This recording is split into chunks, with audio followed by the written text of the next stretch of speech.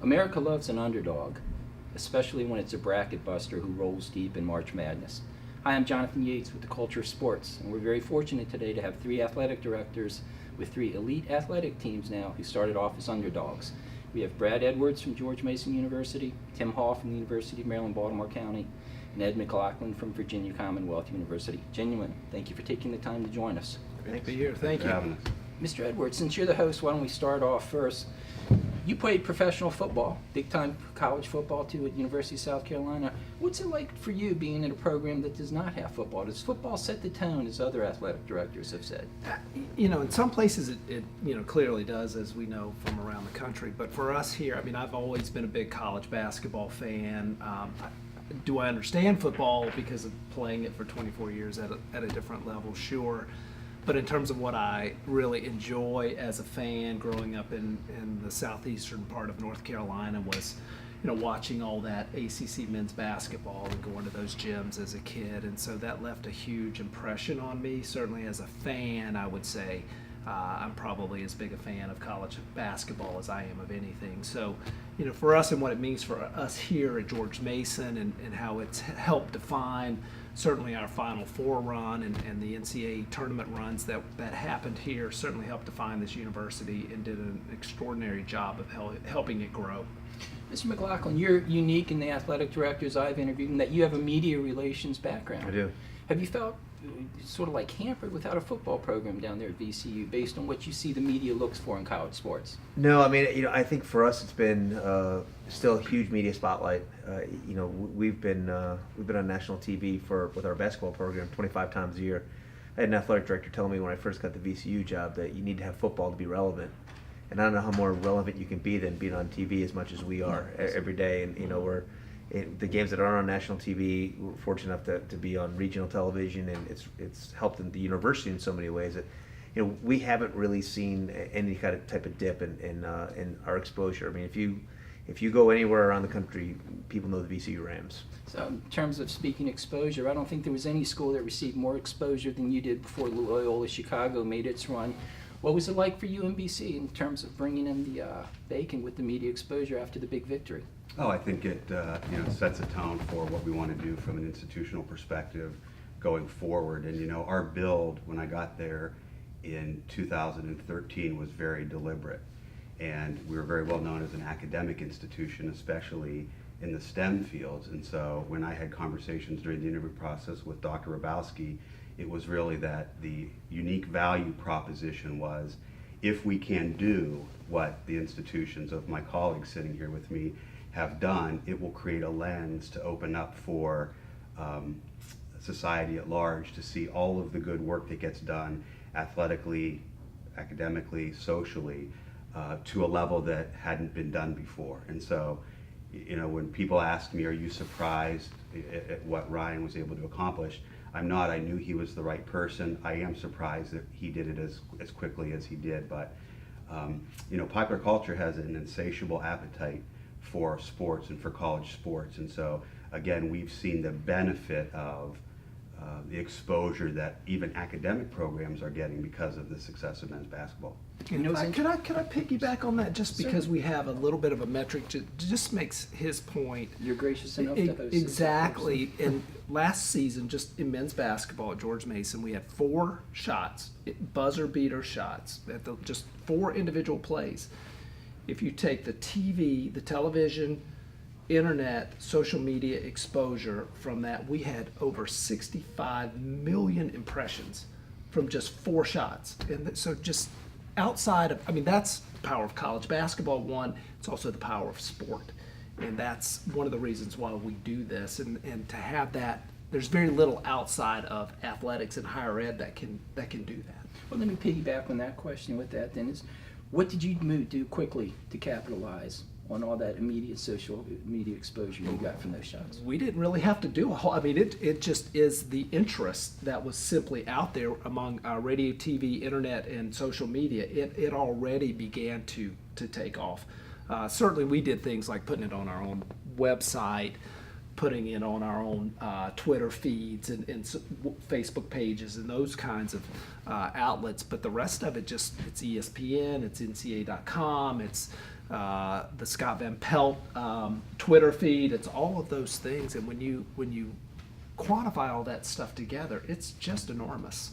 So, Mr. Hall, the Baltimore Sun had an article after you guys' victory. It said the things you needed to do quickly, and you checked off every one and moved, getting accomplished every single one. Did you have a checklist ready to roll after that victory, or did you just gut instinct tell you what you had to do?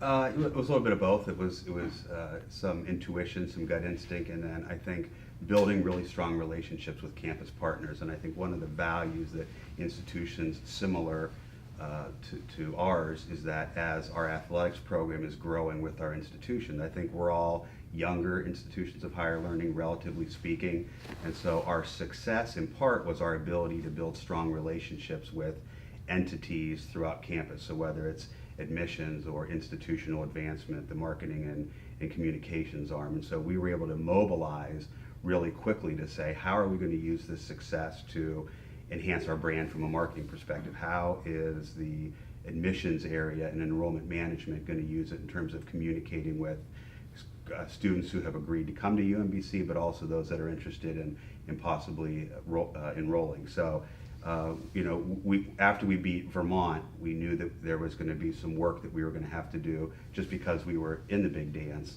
And then certainly after we won that first game, it was all hands on deck, working very closely together in a synergistic fashion to ensure that we can meet all those deliverables.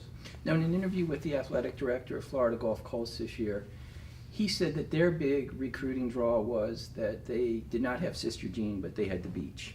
So, Mr. McLaughlin, what's the big recruiting draw for Virginia Commonwealth University? I think it's our fan base, really. I mean, we've been sold out for 117 straight games, and it's an incredible place to watch a college basketball game. And I think everything that comes along with what a college basketball program can do for a community has been seen in Richmond with VCU basketball. I mean, we have a long tradition of success in men's basketball, but since the Final Four in 2011, it's just taken off. And it's really become the place in Central Virginia to go to an event. It's not just a sporting event; it's where people do business. It's a huge connector for our community because we are very much like the rest of the community. It's a very blue collar team that works really hard and is fun to watch play. So we bring a recruit in and they see the investment that we've had and because of our community. We built a new practice facility a couple of years ago. It's a $25 million building, which is an unbelievable building. And we're sold out all the time. We've made some marina renovations, but all that's possible because of the community and our recruits and all that see what the community means to our program, and it's really made it take off. I mean, we bring a recruit in, and again, we get playing George Mason. It's a wild game. Now, Brad brought up one of the buzzer beaters because one of them was against us this year. So I didn't say. I noticed you brought that up. That was very gracious. That was really kind of how we Absolutely. navigated around that. But I tell you what, I would say even for opposing teams when they come into play, it's a fun atmosphere to watch a college basketball game, and it is the power that college basketball can have in a community. Mr. Edwards, what's the draw here? You don't have Sister Jean, you don't have beaches. Right, and there's a number of things here. One certainly is the kind of university, the scope of the university that we have here, our location and proximity to DC. You can come from anywhere in the country and really any country in the world and find a community here in Northern Virginia or the DC area. Our history here in college basketball has been very strong, obviously, and it's our fan base and our building. I mean, it's just like Ed said. I mean, some of the just the best memories and best experiences you'll have are going to a Mason VCU game down there, here, other places in the A10. So it's a phenomenal experience. We play at a very high level of college basketball in a high level league that you can go to a Final Four out of. You could win a national championship out of this conference. So I think it's that potential to do that and is what attracts people. We have tremendous coaches in our league, and that is attractive to recruits. And so what that in our media coverage is, and what that means for our university to attracting out-of-state non-student athletes to our institution. It's a very powerful and compelling reason and a magnet for students outside of our basketball program. So, Mr. Hall, no Sister Jean, no beach. What's the big draw at UMBC? You know, I think the big draw is two things. One is, as an academically rigorous institution that is really focused on STEM education, one of the draws is recruiting individuals who have an interest in getting a degree in the STEM fields. And then many times that parlays into, as Brad mentioned, the geographic footprint that we're in has a lot of professional job opportunities to utilize the education that they receive. And then, you know, from an athletic perspective, it's really more of, we talk at our place all the time about, while my colleagues here have some tradition, they have some history, we talk about, you know, while other institutions are busy trying to preserve and grow their history and tradition, we are actively creating ours.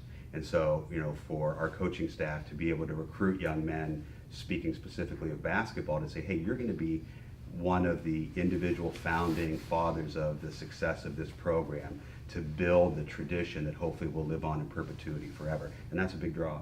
Let's talk about that geographic footprint for a second.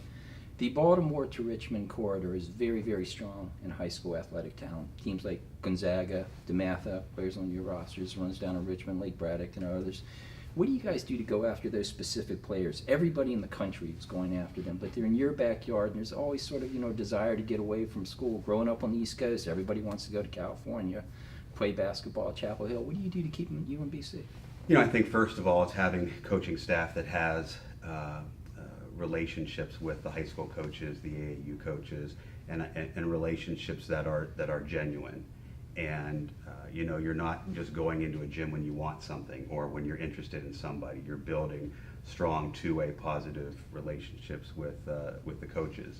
You know, I think from a practical perspective, you know that if you're recruiting regionally and locally young men who you think fit your program, you're not going to get all of them.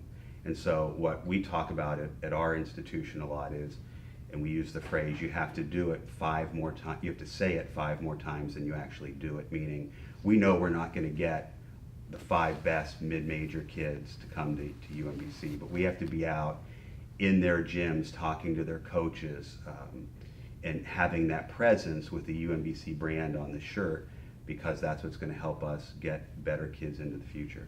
Mr. McLaughlin, something's working down your way with the recruits, sold out games, Final Four appearances.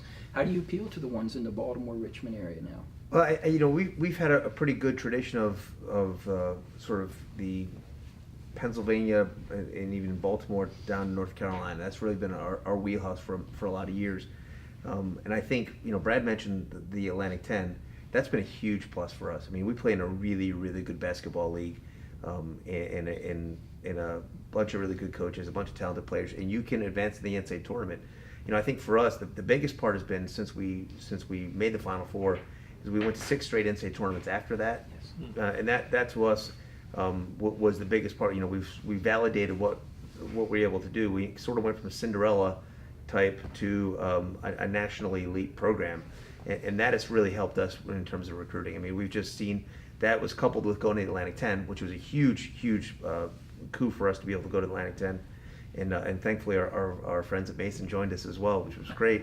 But it's been huge for us. I mean, the national TV exposure is huge. To play in a big arena for your tournament's huge. So all those things factor into making sure you have those recruits. And I think what's happened now is the kids who are at our level, you know, they're not terribly different than the kids who are at the ACC level. They're really not. You know, they know they come to our level, they're going to be seniors, and we're going to grow and develop them. They're going to be 4-year kids, which is a huge plus for a lot of those kids.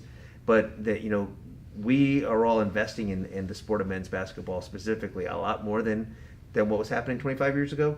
So, you know, the difference between George Mason and a VCU and a Chapel Hill and Duke really isn't that big anymore.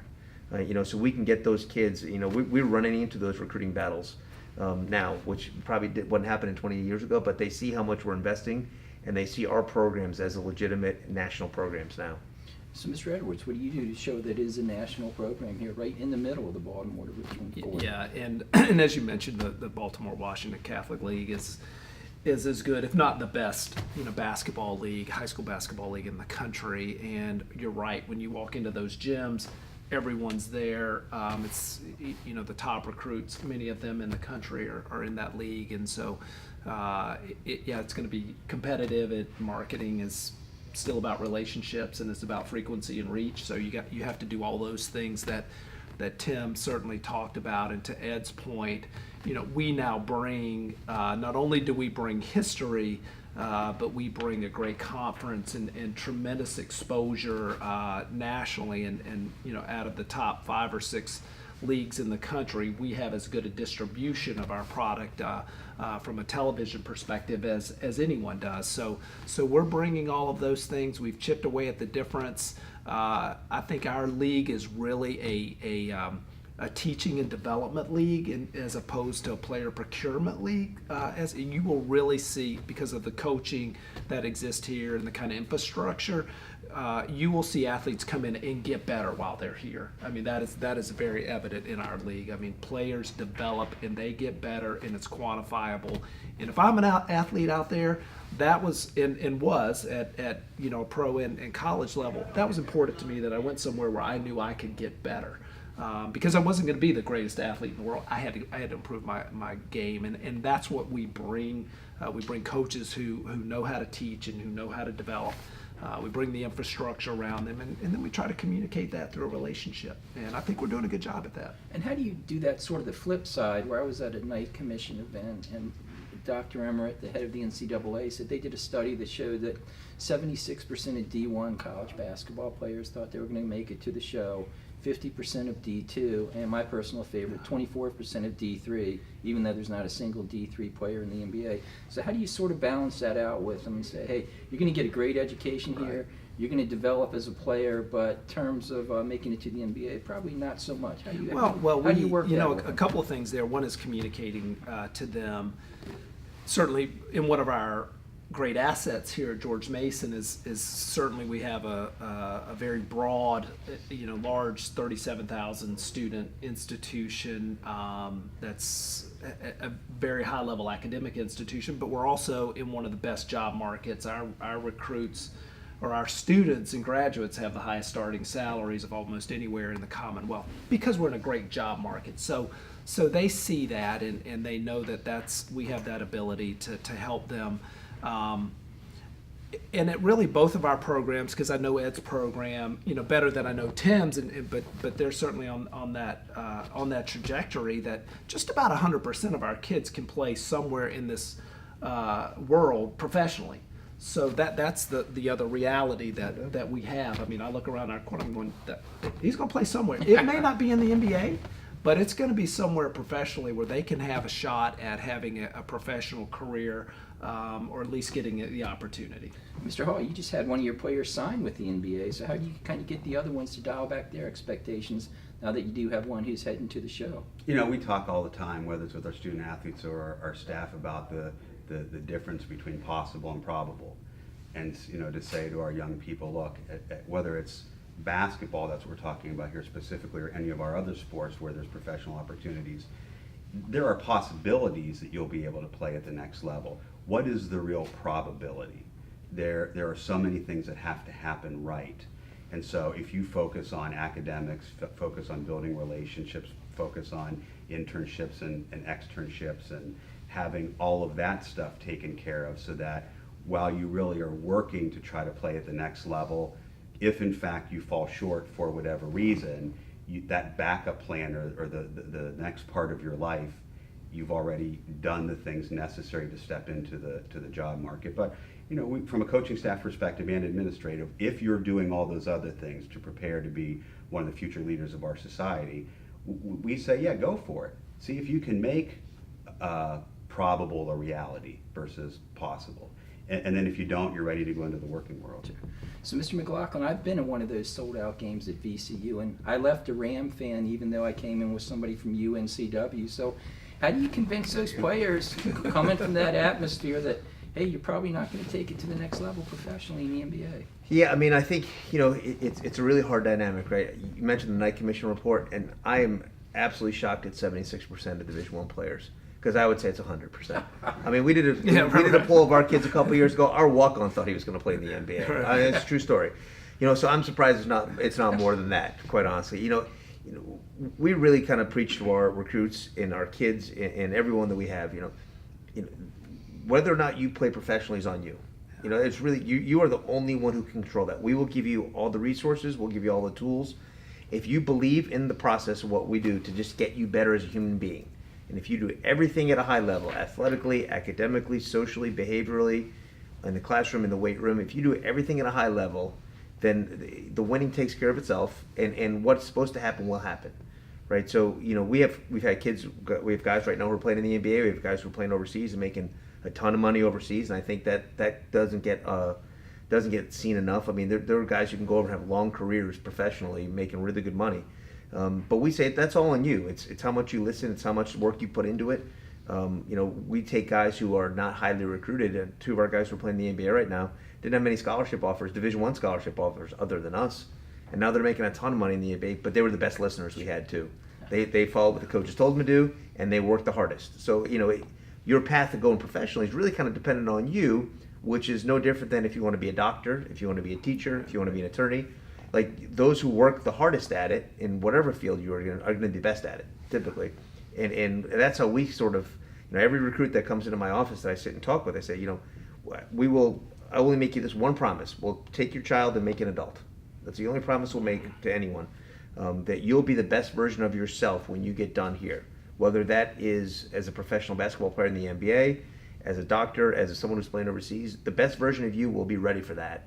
And that's the only thing we promise them. We don't promise them minutes. We don't promise them anything else.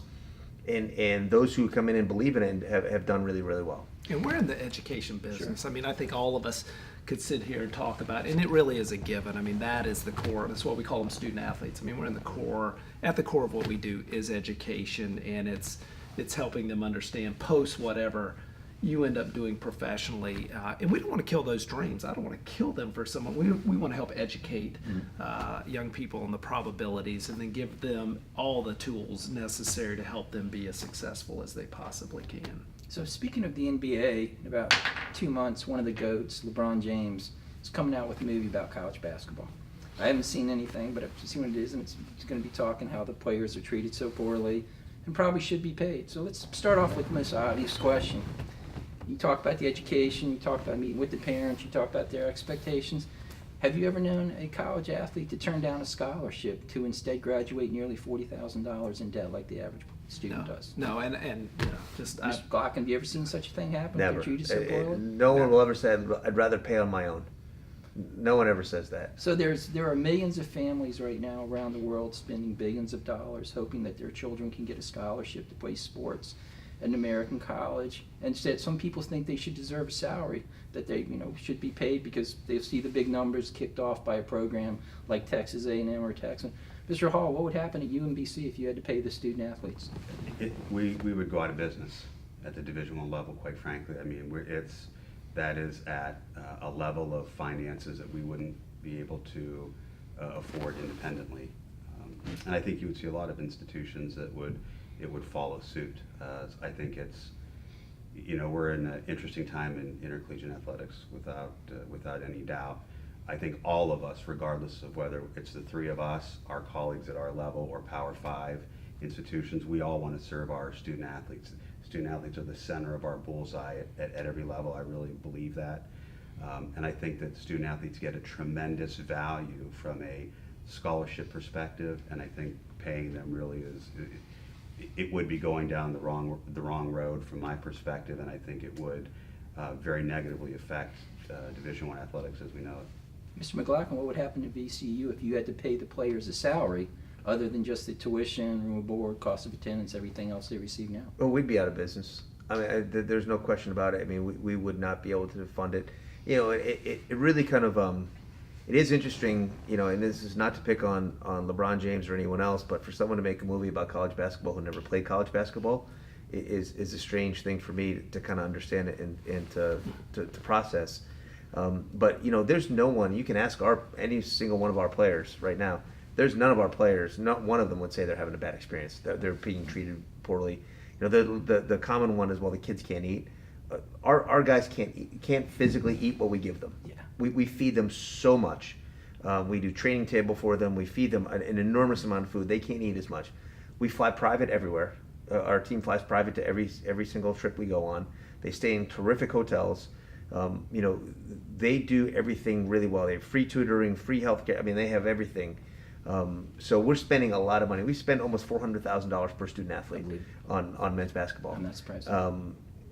So to say that we're doing them a disservice is complete crap, quite honestly. And if we were to have to pay them beyond what we're doing now, we'd all go out of business. There's 4 or 5 programs maybe that can handle it, but that's it. And even at the Power 5 level, there's a bunch of programs who couldn't handle paying the players. Oh, the 130 programs, over 100 lost money, so it'd be tough how you can tackle on a salary. What happened to sports at George Mason if you had to start paying salary? It's just not something that we would do, and you have the philosophical, and then you have the practical and the reality of and I think we've not done the best job inside of college athletics at quantifying what student athletes really get, the value of what they receive. We just sort of listen to some of the periphery noise on, they're not getting a salary, but we've just not done a good job at quantifying everything that we do, provide for them across the board. And it's also hard for me to separate, and I've tried not to talk about but I didn't go to college to be an employee. And if you think about the practicalities of flipping an entire model to payroll, to workers' comp, to taxes and all that, I mean, it's just the value of what most student athletes would receive would go down if that were the case. You may have some pools of people that would make maybe more, but it's the reality of just 100% of your employees being eligible for. I mean, I was an NFL player. I know what it's like to deal with workers' comp, and when you think about 100% of your employees being subject to workers' comp laws, I mean that right there would put us out of business trying to deal with that, the enormity of it. So I think we've done an amazing job around student athletes. We don't do a good job. We've done a very poor job of quantifying the institutional goodwill that is brought to the conversation. We don't do a good job of talking about the debt side of what has been also borrowed to move this product along within the NCAA. So do we have trouble valuing what some of the coaches at the highest level make and coming to terms with that? Certainly, but I think if you look at overall the experience that student athletes have in a universe where we don't force anyone to come here. Nobody forced me to go to the University of South Carolina and play college football. If I were good enough, I could have gone pro. And that's sort of what has always been in my mind of, if you're good enough, we want you to do that. We want to find a framework for you to be able to go do that, if that's what you want to do.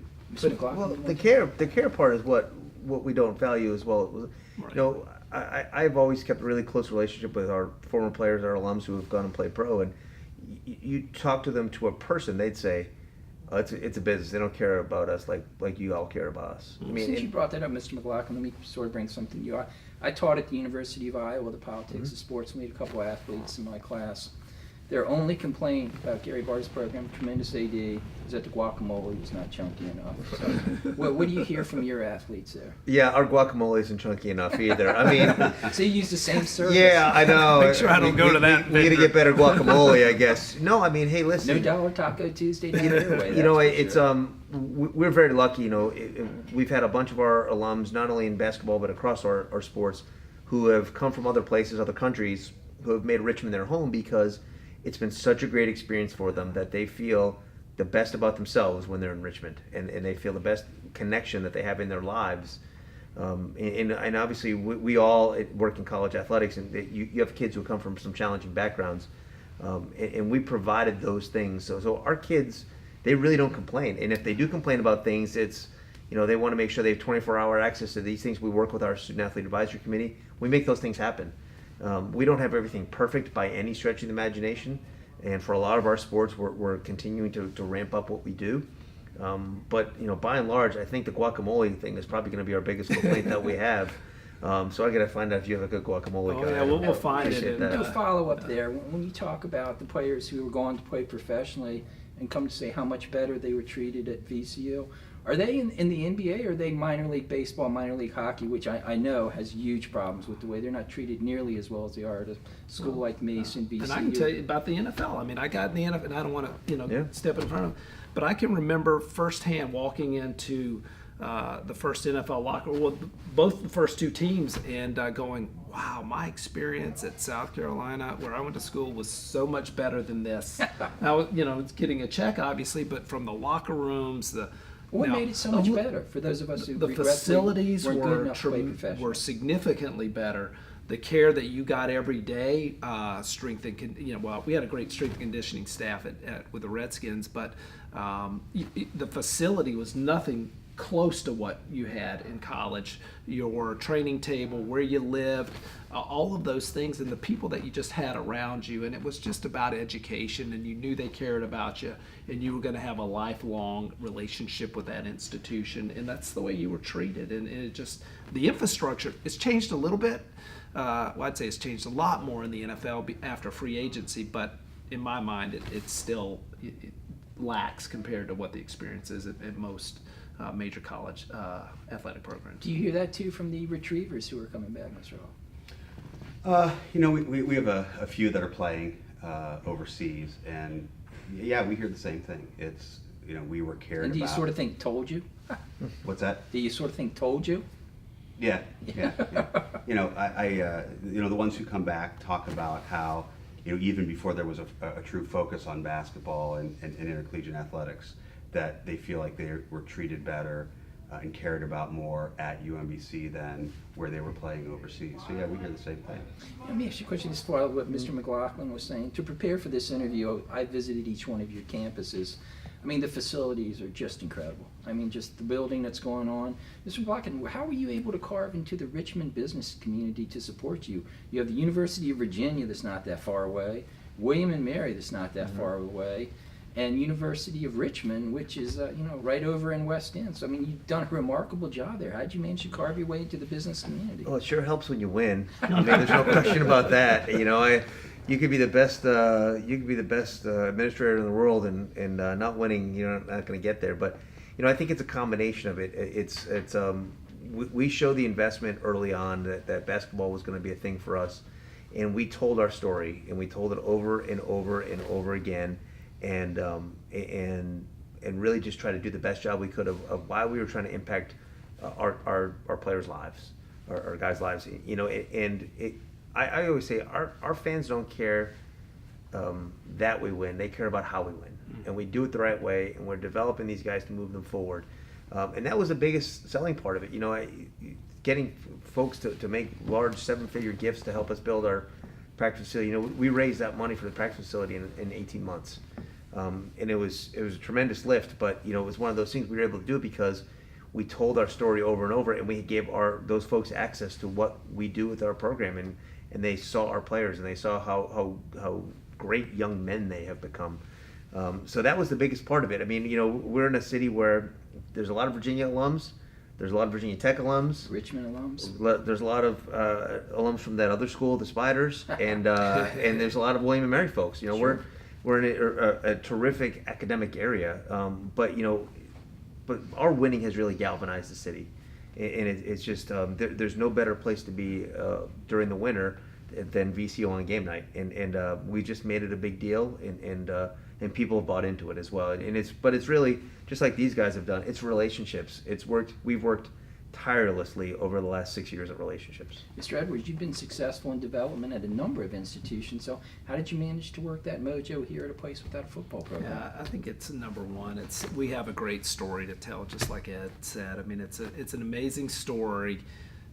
There's relationships that happen. There's passion. I love college students and young people, and for me, there is no better place to invest your time and your talent and your treasure than in tomorrow's leaders. I mean, I truly believe that. And what George Mason University means to the increase of the prosperity and quality of life of Northern Virginia is just enormous in our part that we play into that. So it's a little bit of telling that story. It's about building relationships, and fundraising or development or sales, whether it's in the financial services industry and you're doing a hotel mortgage, or you're selling a piece of real estate, or you're getting an investment into an athletic program. It still is about matching interest and needs.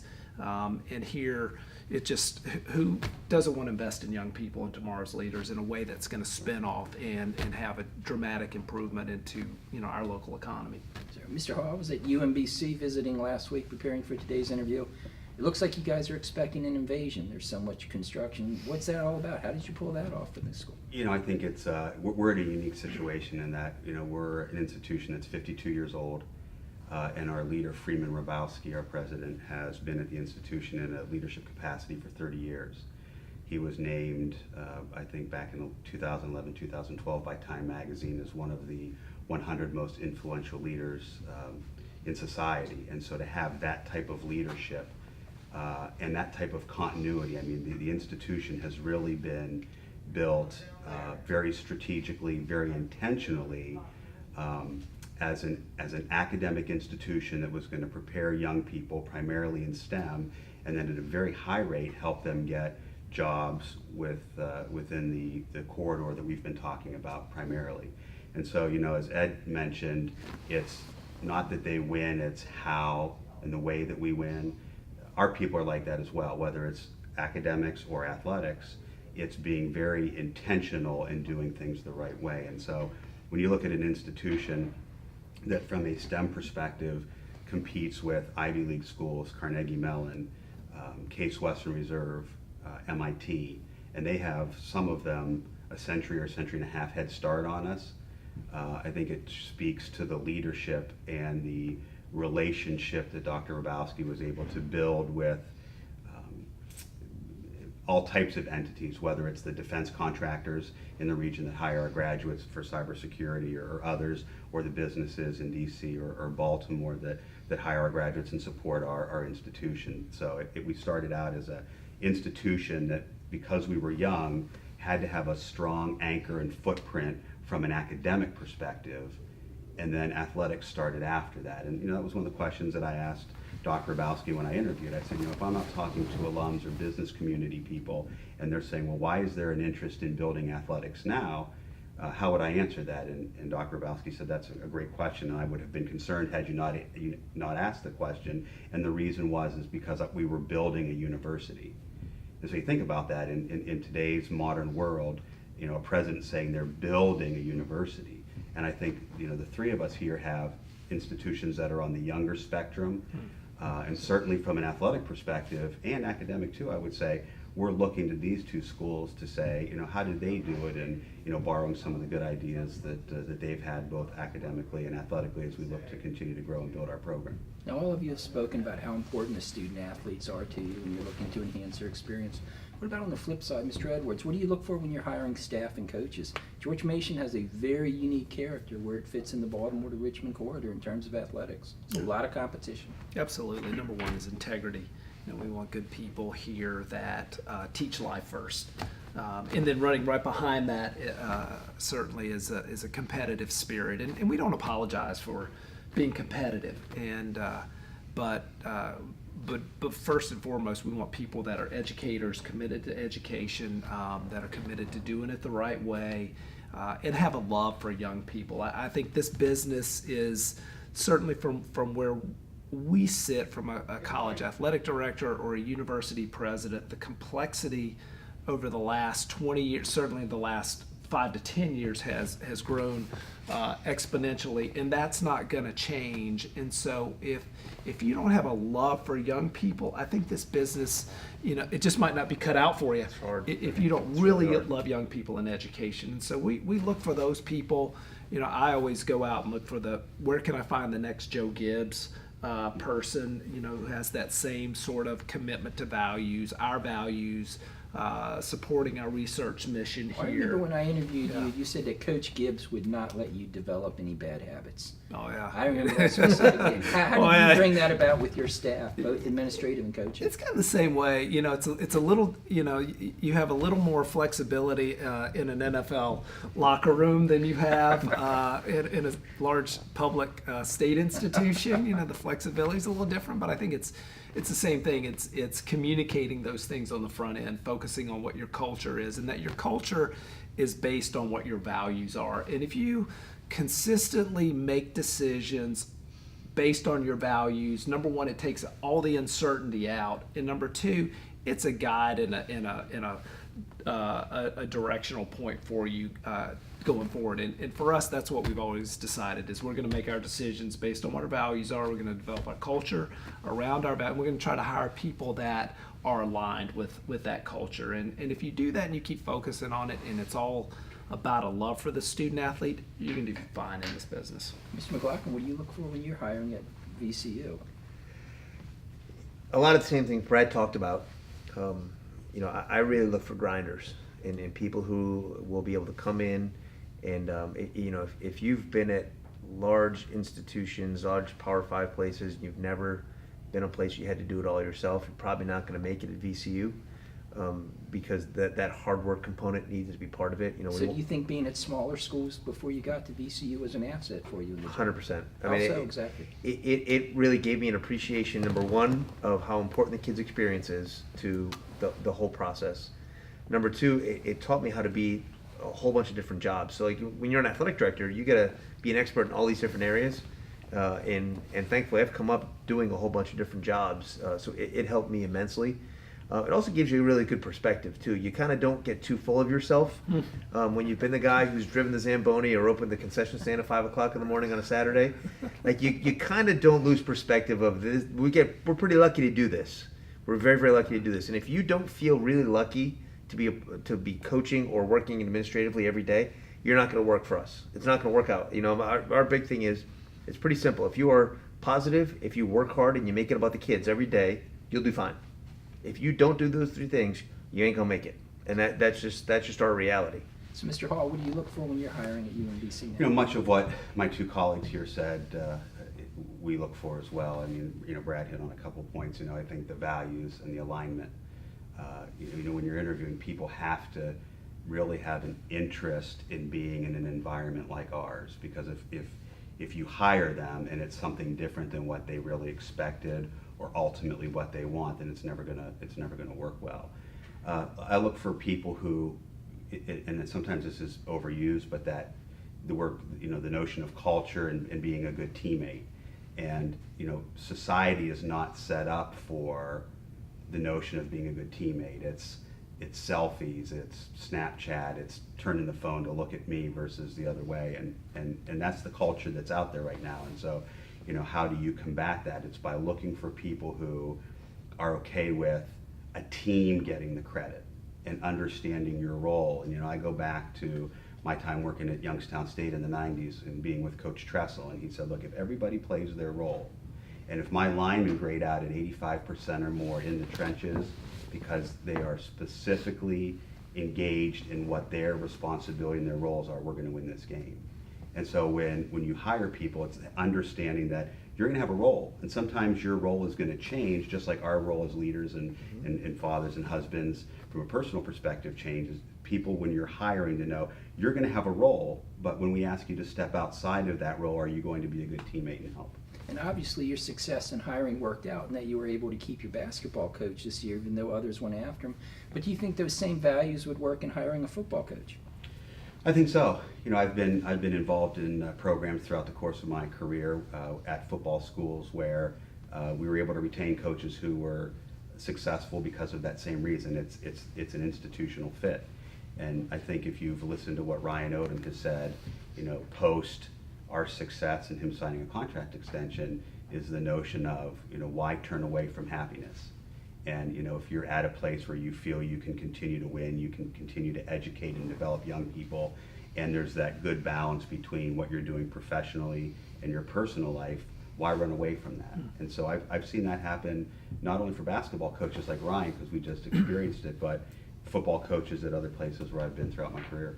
Mr. McLaughlin, you've been very successful everywhere you've been, but none of them have been a football powerhouse. So do you think you could be successful at hiring football coaches using the same criteria for the dynasty you've created at Virginia Commonwealth University now? I've never hired a coach different than how I hired the last two basketball coaches. I mean, whether it's basketball, whether it's soccer, whether it's baseball, to me, the sport becomes, there's different nuances in it, but the sport becomes irrelevant in the type of human being that you hire. And I've always hired coaches based on the same principles, based on the same fit, based on all those things that you come up with. So put in that situation, we won't have football at VCU. I won't be the athletic director, at least if that ever happens someday. I'll be, as I tell people, I'll be bartending, back bartending at that point. But you know what, like it's the same thing. You want people they're coaching a different sport, but you don't want different human beings, because that's going to get to your culture. I mean, Brad talked about culture, and so did Tim. Like, culture is the most important thing in order to have to create success, and we've been very, very fortunate to create that success. But we've only also had, in my 6 years, we've only had 2 coaches leave, and one, Shaka left for an incredible opportunity at Texas, but turned down many Power 5 jobs to stay before then. And we had a women's basketball coach leave to go to Minnesota, and now she's the coach at Texas Tech, but she turned down other jobs. And we've had other coaches that are still here turn down Power 5 jobs because they wanted to be here with the people because the culture's so good. Yeah. So to me, like, you hire the right person. Whether, I've hired coaches. My volleyball coach just won the league, and she was the Division II coach when I hired her at VCU. In Division II and VCU are very, very different worlds. But I knew what she was about, and I knew how she was going to coach, and I knew that she was going to fit in with our culture, and that's why we did it. So you can hire any sport. You got to make sure you have the right culture and the right person. So Mr. Edwards, you were an all-star in football in high school, college, and the pros. You've built an all-star program here. Do you think you could hire a football coach using the same criteria? Yeah, I mean, I obviously got to participate with at really the highest level with hiring Steve Spurrier at South Carolina, and Steve, won 11 games in a row, 3 years in a row, and now he was going to be great no matter what he did, and was a great fit there. But I think a lot of what Ed said, it's the same principles in terms of the people that you're bringing in, and in terms of what you're looking for with a relatable experience at that particular sport, and the sport certainly becomes almost irrelevant. Although, and certainly in basketball and football, I do think at some point you do have to know what you're looking at, on the field, and a football coach at a college level isn't going to be able to have a conversation with me on a RPO and how to execute it on offense or how to defend it, that I'm not going to understand if they know what they're really talking about. So so I know that, and a lot of that's because of my experience, my positional experience in the NFL, which I had to, the two safeties before me that ran that system in Washington. Todd Bowles is the head coach of the Jets, and Mark Murphy, who's the president of the Packers. So they know football pretty well, and so I don't now I try to keep up with the same thing in basketball. At some point you do have to know what life looks like through the eyes of an elite athlete or an elite coach.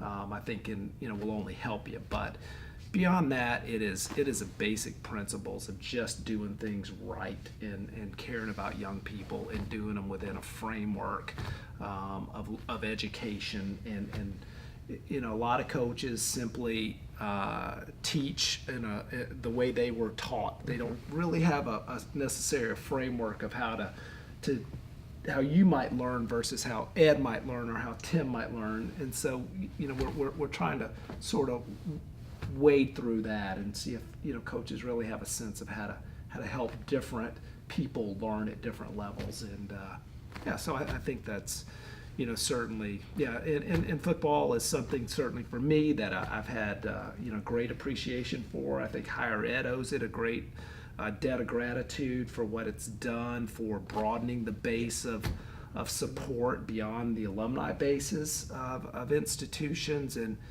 for the hundreds of thousands of young men, if not low millions, that have gotten a chance to get an education at these very high level elite institutions that they otherwise would not have ever gotten into. For that, I will be eternally grateful that I could have gone to any school because I played football. Schools I could have got into that I could not have otherwise gotten into without it. So, but that's sports in general, and that's basketball, and that's baseball, and that's soccer, and that's volleyball. I mean, it's the access that, in addition to the leadership development that's created through this process, and I know we're talking about coaching, and I'm getting off on a little different tangent, but I just have a great appreciation for what we do and what that has meant to higher ed. Mr. McLaughlin, there was an article in Forbes that said a strong athletic department can enhance the academic reputation of a college by nearly 20%. Do you think that's appreciated at Virginia Commonwealth University by your success? 100%. I mean, our entire university is bought into our success, and I think it starts with having really good relationships on campus with the academic folks, with everybody, because it takes every single person on campus to really have success at a high level in athletics. But it's really it's proven how athletics can really open everyone's eyes to the institution, and we partner with different academic programs for different things. We do a class right now called Art and Athletics, where we work with our art school, which is the #1 public art school in the country. And we have a class that's half student athletes and half art students, and they have an art show together. I mean, it's an incredible class. And what it's really done is given our student athletes a creative outlet that they probably wouldn't have at a lot of other places, and it's given them a creative outlet. And the kids love the class. So we try to do those things to partner, but it's really, I think, the more success an institution has in any area, it helps the rest of the institution. And it's been able to open up everyone's eyes to an incredible hospital that we have. We have the #1 hospital in the Commonwealth of Virginia. We have the #1 public art school in the country. We have an incredible business school. Like the academic part of it, our student athletes are also doing really, really well in school. So that enhances it as well. So we can talk about at every turn how well our student athletes are doing and how well their academic experience is going. That helps a lot in our community. So, Mr. Hall, there was an article in the New York Times about University of Alabama football. It said the only complaint the professors had is it was very tough to get tickets for games.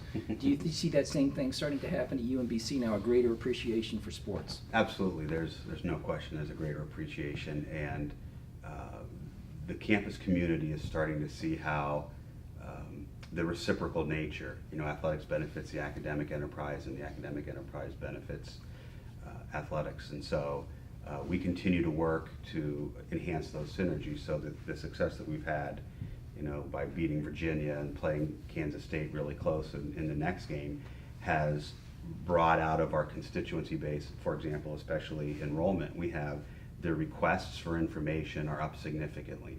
The number of applications that have been submitted has more than doubled just since March.